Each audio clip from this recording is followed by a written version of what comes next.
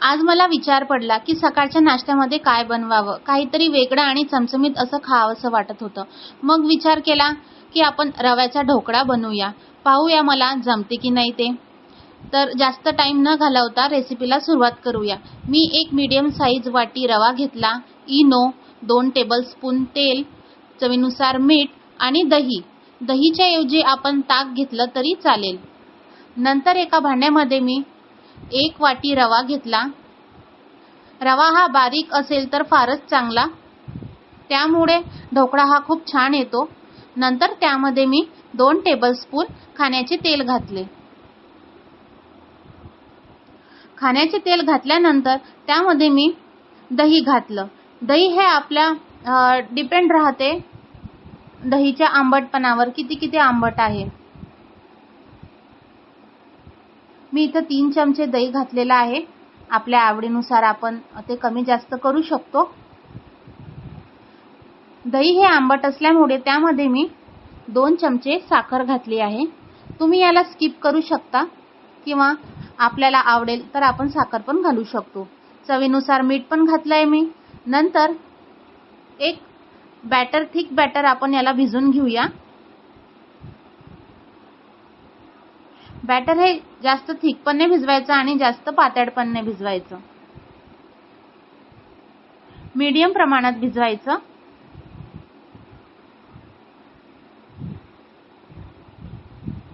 तर चांगल्या प्रकारे आपलं बॅटर हे तयार झालेलं आहे. बघा, जास्त घट्ट पण नाहीये आणि जास्त पातळ पण नाहीये.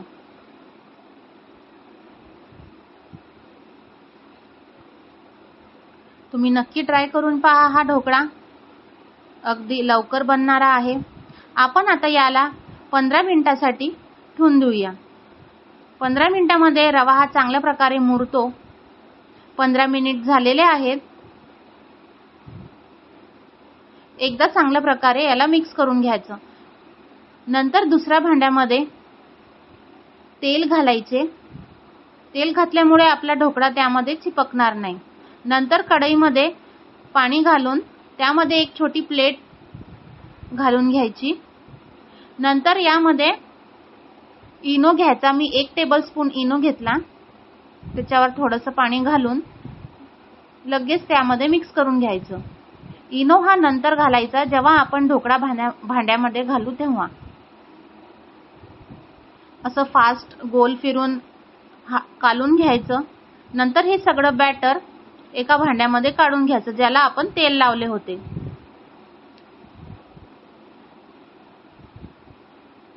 थोडंसं टॅप टॅप करून व्यवस्थित हे बॅटर त्या भांड्यामध्ये सेट करून घ्यायचं. पाणी गरम झालेलंच आहे कढईमधलं. त्यामध्ये हे भांडं ठेवून देऊ आणि 15 ते 20 मिनिटांमध्ये ढोकळा हा तयार होईल. नंतर दुसरीकडे आपण फोडणी तयार करून घेऊया ढोकळ्यावरती घालण्यासाठी. कढईमध्ये मी तेल घालून त्यामध्ये मी मोहरी घातली.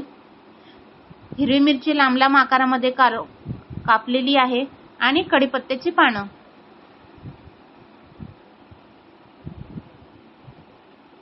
ही छान एक फोडणी तयार करून घ्यायची.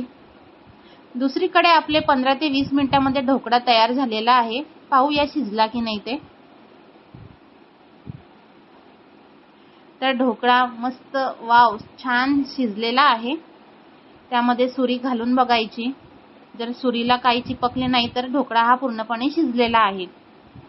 आता आपण ढोकळ्याला वरतून फोडणी घालूया. त्यासाठी मी थोडीशी ही लाल मिरची पावडर घातली आहे. तुम्हाला तिखट कमी लागत असेल तर तुम्ही नाही घातली तरी चालेल.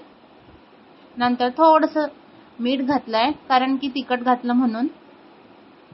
आणि आपण जी फोडणी तयार केली होती ती घालूया यावरती.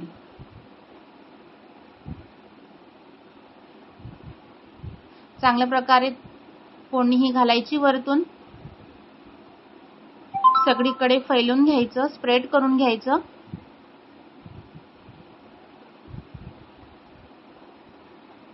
आणि मस्तपैकी वरतून बारीक चिरलेला कोथिंबीर घालायचा. त्याचे मस्त काप करायचे.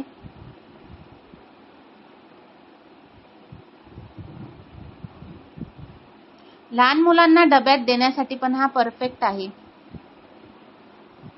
आणि पचायला पण हलका आहे. तर अशा प्रकारे रव्याचा ढोकळा हा तयार आहे.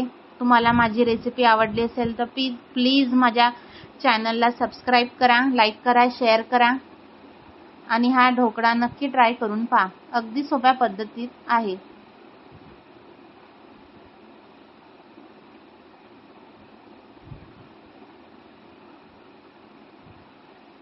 घरी आलेल्या पाहुण्यांना पण आपण हा नाश्त्यामध्ये देऊ शकतो.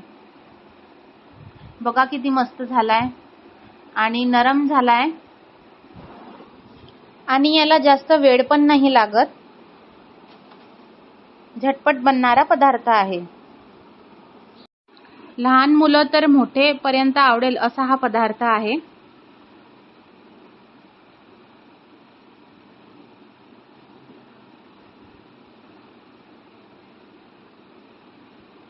नक्की ट्राय करून पहा. Thank you. बाय.